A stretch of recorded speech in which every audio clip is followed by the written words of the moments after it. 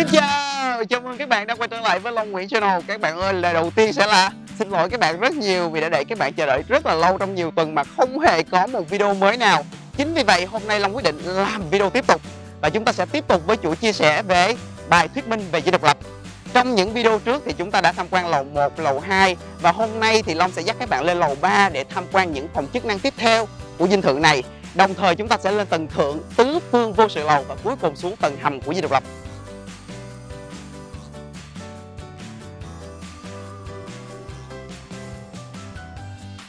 Ladies and gentlemen, welcome to the first room on the third floor. This is the President's Library. Talking about the President Nguyễn Văn Thiệu, he's a very well-educated and knowledgeable person. He reads almost every single thing from literature, geography, history, economics, technology, languages, and not to mention politics. Mr. Thiệu is a language person. Apart from Vietnamese as his mother tongue, he can use fluently French and English. And all the books right here were written in 3 languages, French, English, and Vietnamese. But there is something very noticeable that I like to show you. As you can see, the bookshelf right here and many bookcases around. There's not a lot of books, especially this one is almost empty. Why? Because over 2,500 books were burnt after the wartime. What do you think about the saying, behind a man's success, there is a lady? It's very true, right? Yeah, I think it's absolutely true. Because you know what? We are right now visiting the First Lady's reception room.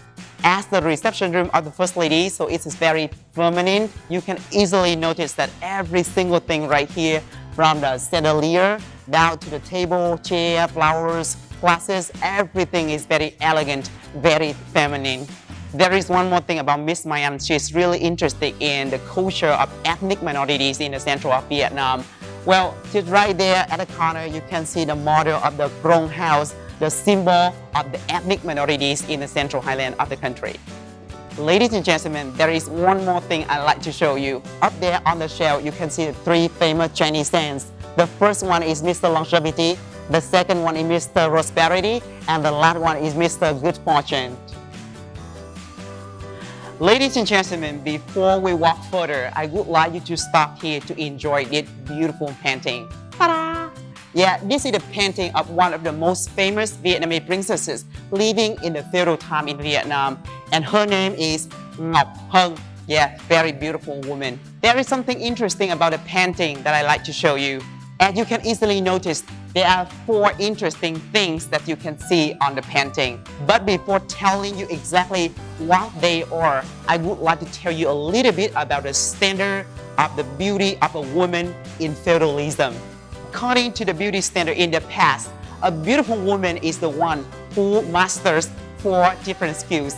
Firstly, she is able to know how to play musical instruments. As you can see, the instrument on the painting. The second thing is she needs to know how to play chess. Right here, you can see the chessboard on the table. And the third thing is that she needs to know how to write poetry, poems. And lastly, she is supposed to be able to paint. Are you ready for Titanic? It's time for movie. Right now, we are seeing the family cinema of the President Nguyễn Văn Thiệu. As you can see, very nice and cozy and elegant. During the 1960s, only a few people in the south of Vietnam would afford to have such a cinema. And not to mention, that belonged to the president. Well, ladies and gentlemen, living a life as a president is super fancy, isn't it? Right, not only there he has the place for movie as we have just seen, here the whole different place for gaming, right? So he and his friends can stay here for poker, for mahjong, and also go there for a short, for drinking right there. Yeah, anyway, this is the game room of the president. Ladies and gentlemen, here we are on the top of the building already. We are now in the 4-direction tower. Initially, this whole place was set up as a meditation area for the president. But when Thiệu officially became the president of the South Vietnamese government, he decided to convert it into the dancing hall. And this is for music and dancing. And there is one more interesting thing that I like to show you. Follow me this way. Well, standing right here from the balcony, looking down, you can easily see the two red circles. Those two circles marked the position of the two bombs that were dropped out by Lieutenant Nguyen on April 8, 1975. And now, ladies and gentlemen, you're gonna have 10 minutes for relaxing. Just go around taking pictures and having fun. Now, my local time is 11:30. Please come back sharply at 11:40 and then we can go to the basement together.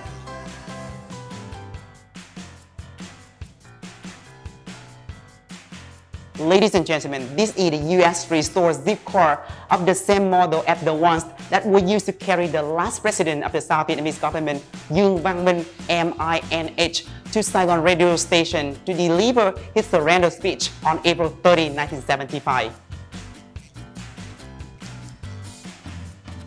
Các bạn ơi, như vậy Long vừa hoàn thành video cuối cùng trong chuỗi chia sẻ về bài thuyết minh của Dinh Độc Lập. Long hy vọng rằng chuỗi video này sẽ rất thiết thực cho công việc học tập cũng như là dẫn tour sau này của các bạn nha. Tuy nhiên, như các bạn có để ý thì trong video này Long chưa kịp làm phần tầng hầm của Dinh Độc Lập. Long hứa với các bạn là Long sẽ quay trở lại và hoàn thành nốt phần này nha.